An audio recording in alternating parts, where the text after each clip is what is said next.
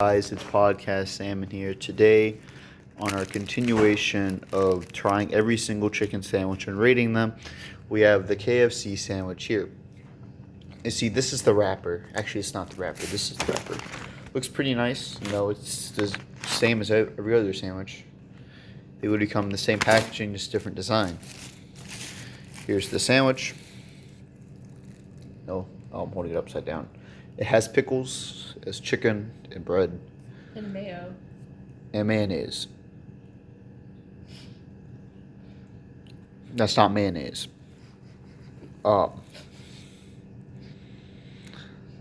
Let's try this sandwich.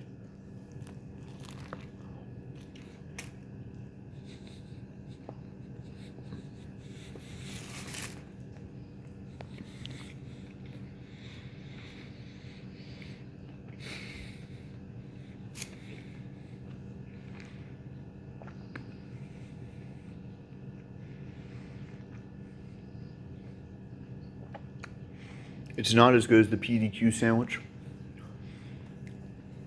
and the Popeye sandwich. It's not a bad sandwich though for the price.